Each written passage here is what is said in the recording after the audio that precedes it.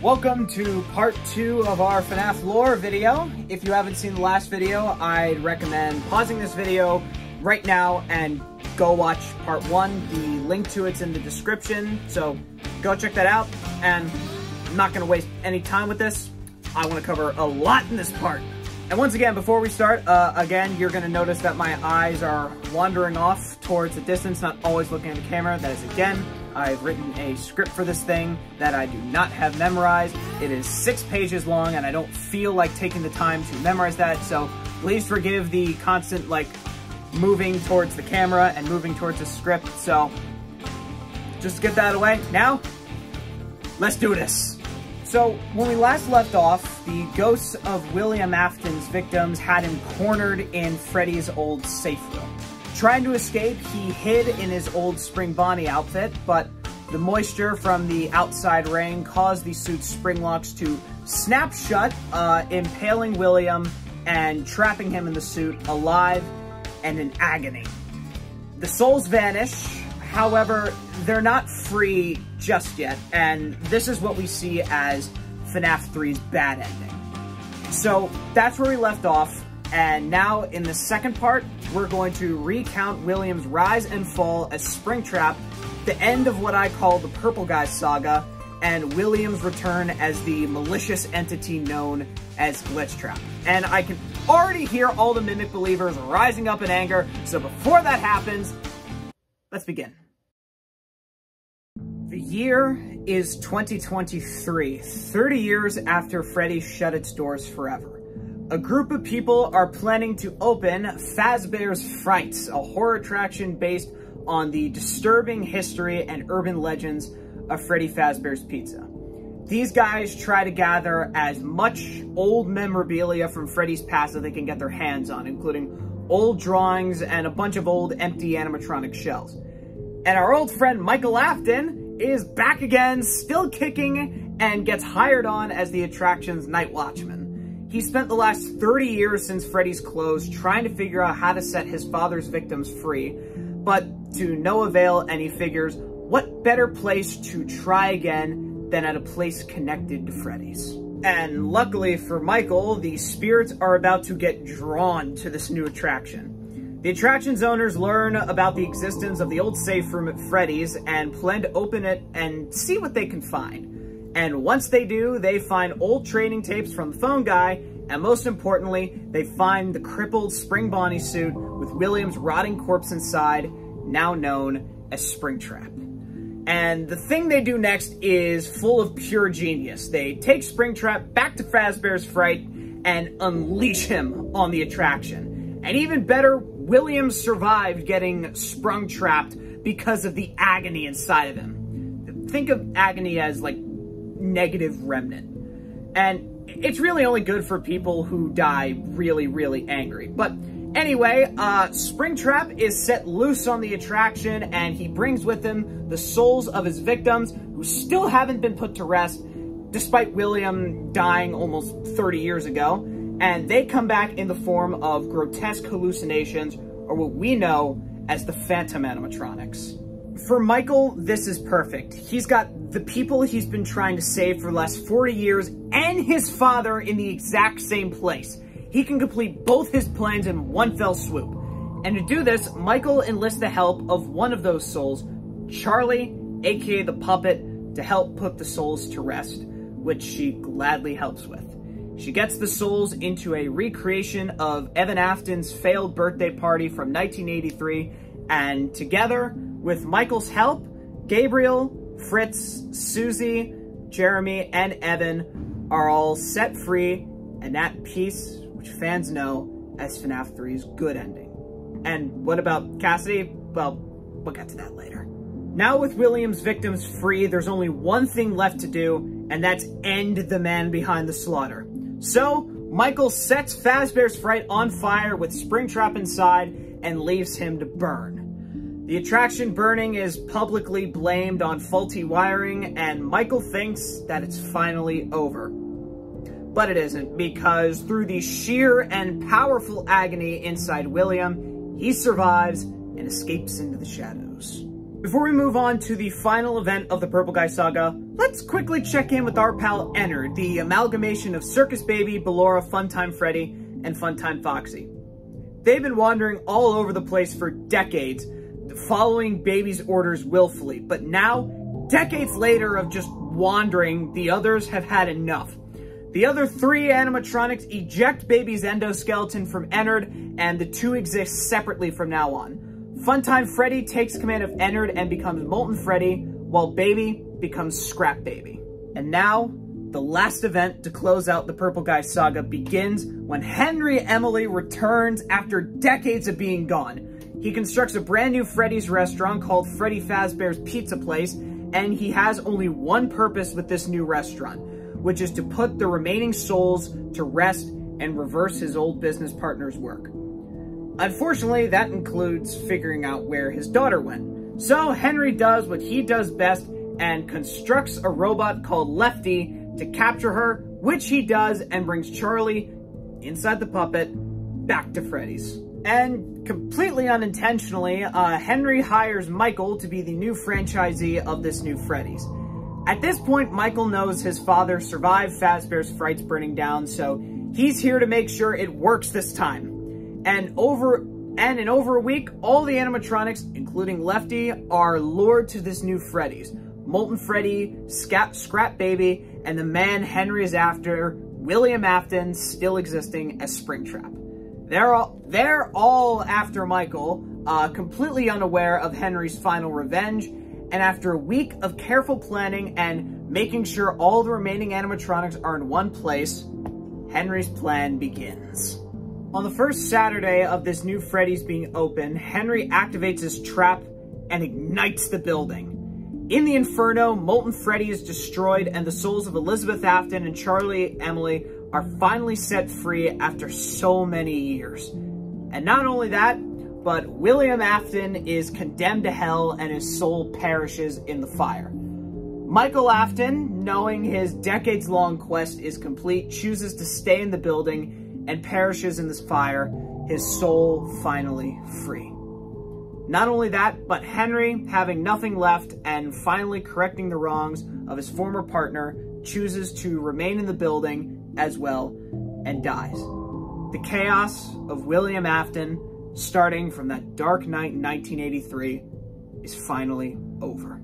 An undisclosed amount of time later, Freddy Fazbear's Pizza Place sinks into the ground. Don't know how, it just does. But after Henry's revenge, William was condemned to hell, but he never made it because someone grabbed onto whatever was left of his soul and trapped him in purgatory. That mysterious someone being Cassidy, another soul fueled by agony and the other half of Golden Freddy.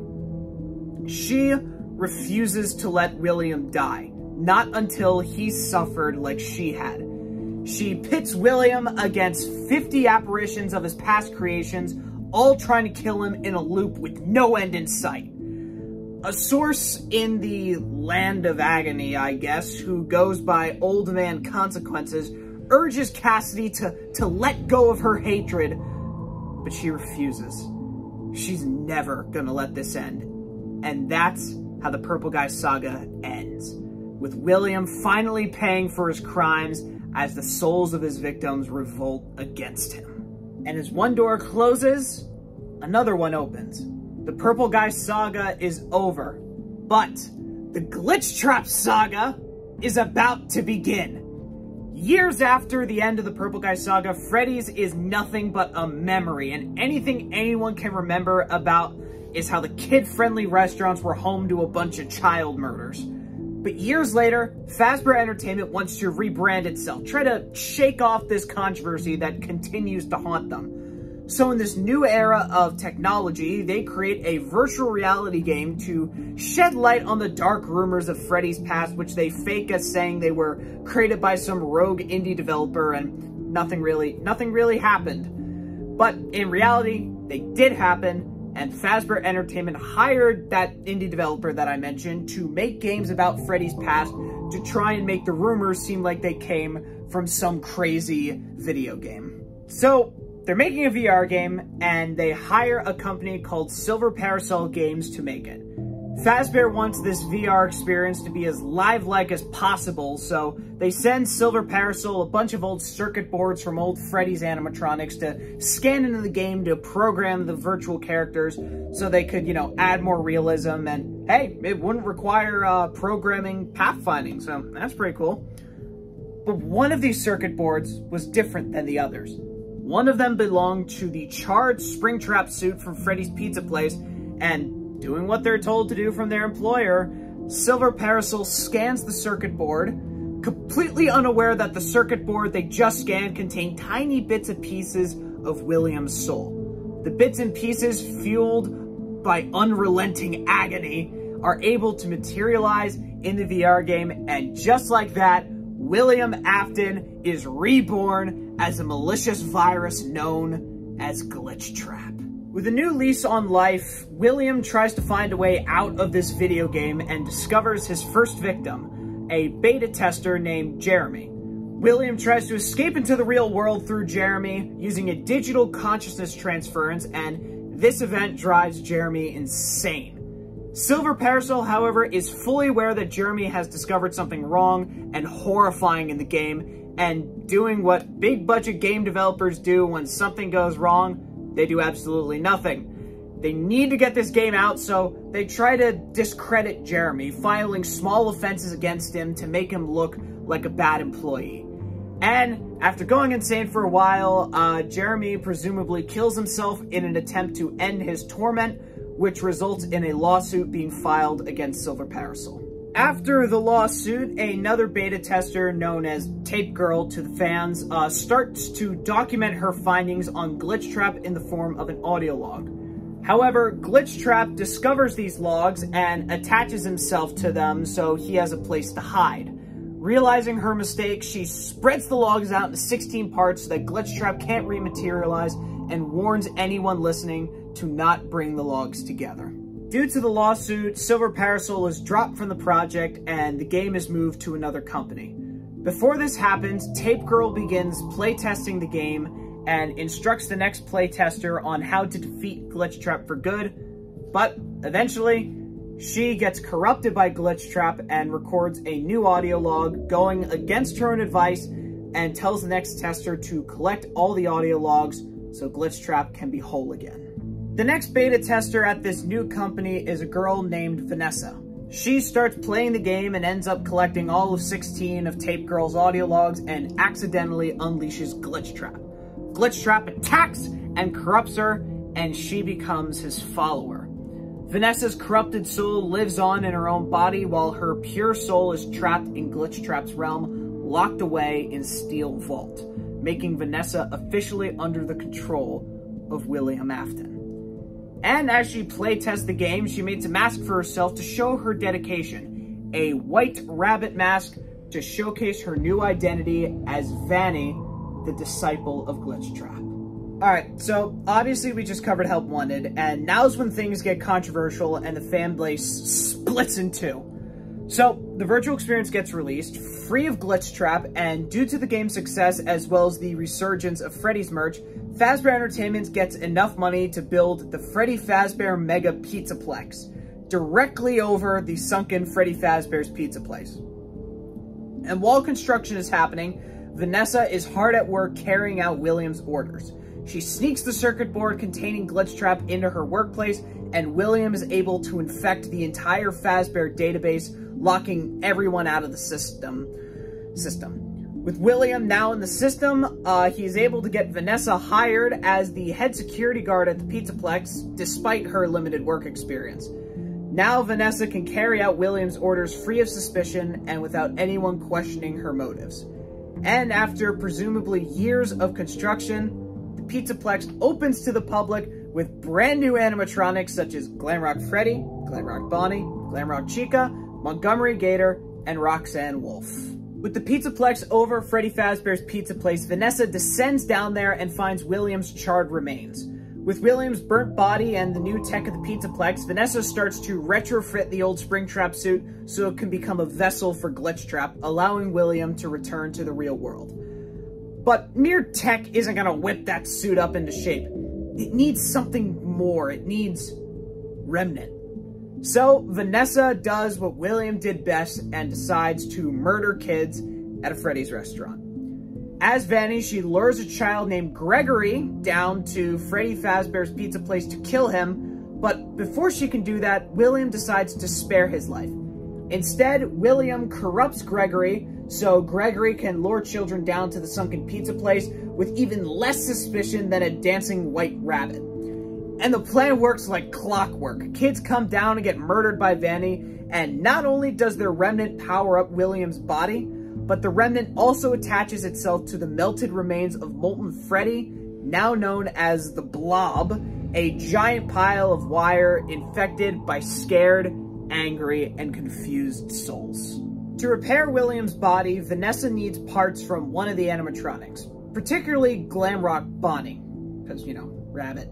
So she changes Glamrock Bonnie's programming and makes him enter Monty Golf, where Montgomery Gator likes to hang out.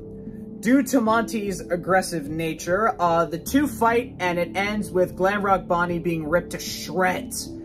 Because of this, Glamrock Bonnie is deemed out of commission, and Monty takes his place on the stage.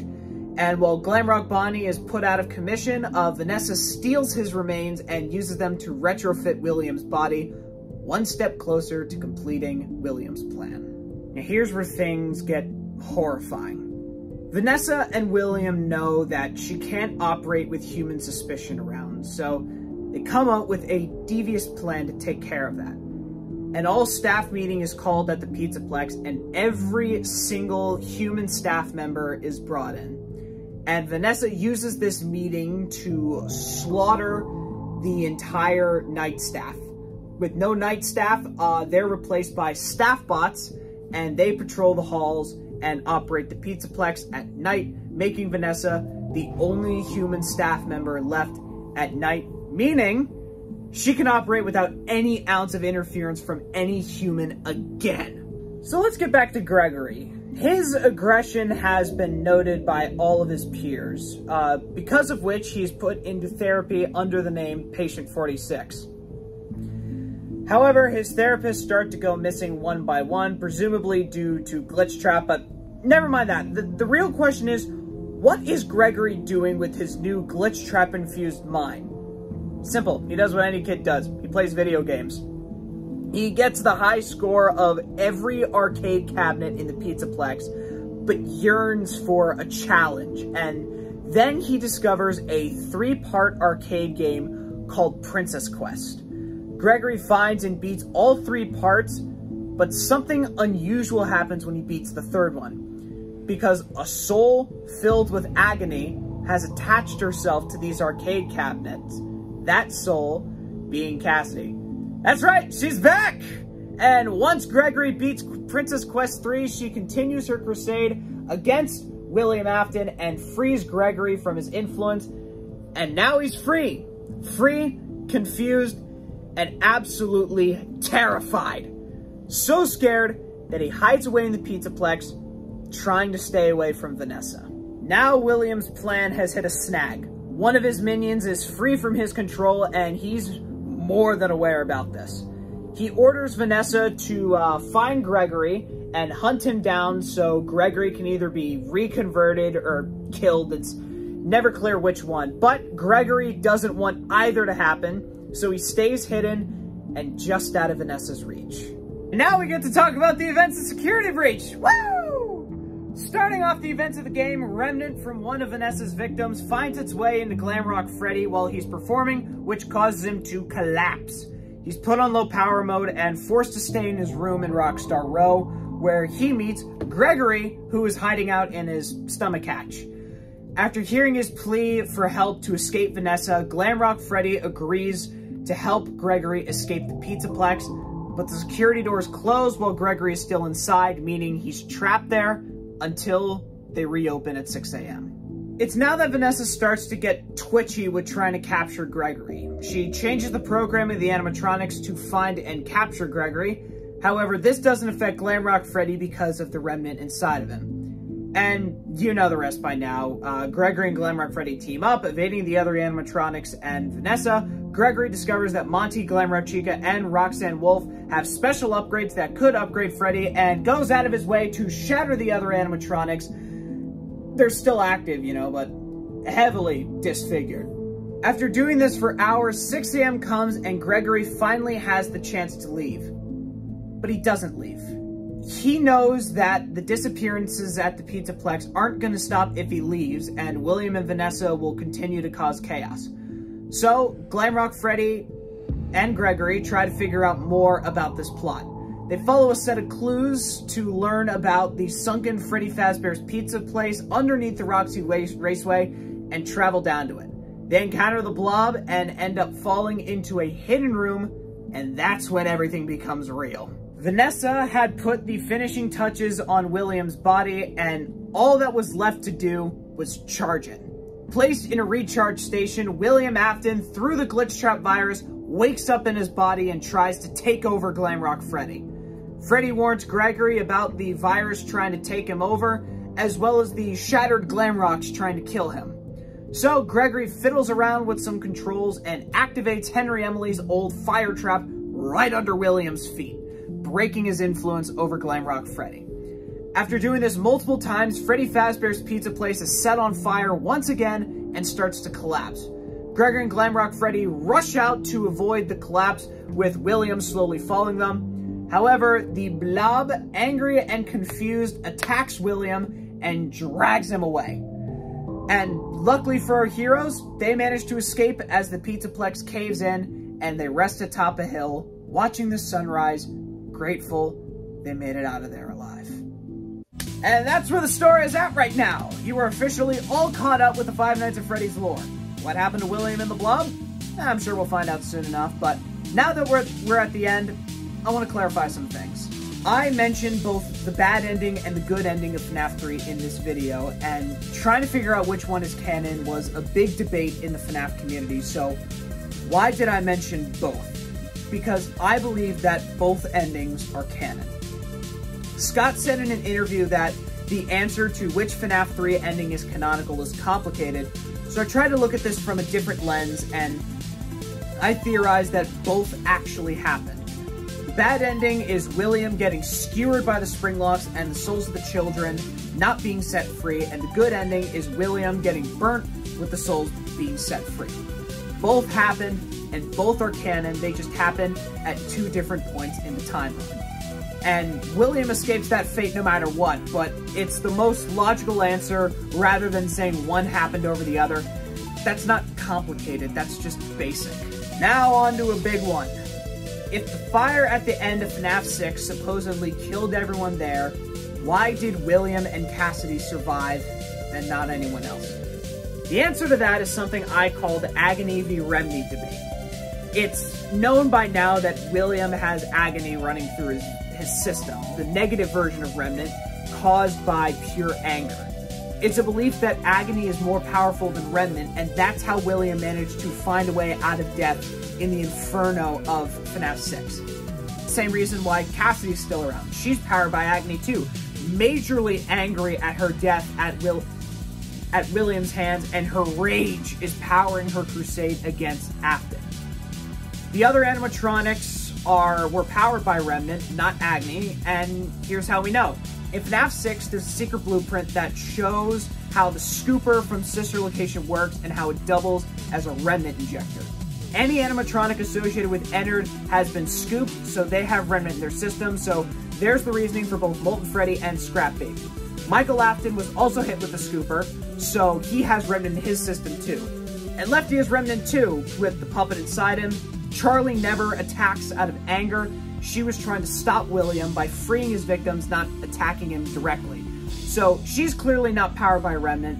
So there's the big difference between Agony and Remnant. It's why William and Cassidy are still around after FNaF 6, and why Ennard, Elizabeth Afton, Charlie, and Michael aren't around anymore. So no, Michael is not Glamrock Freddy. Now, there are still a few questions left that need to be answered. What are the footprints doing outside of Orange Guy's house in Midnight Motorist? Who's inhabiting that weird posted room in Security Breach? If Vanny's victims inhabiting the blob were unintentional, why did she even kill people? And most importantly, who in the hell is running Fazbear Entertainment? We're going to answer these questions in a style of a friendly debate live right here on the channel on June 25th at 5:30 p.m. Eastern Time. I'll be joined by my good friends and fellow FNAF theorists, Arrow and Icebreaker, where we'll be debating these questions, try to answer new ones you guys ask, and make sure the timeline we have is definitive before Ruin comes out. And fine, we'll talk about the Mimic since everyone won't shut up about that. But anyway, if you have questions about this, put it in the comments and I'll do my best to answer them, and I will see you for the live debate!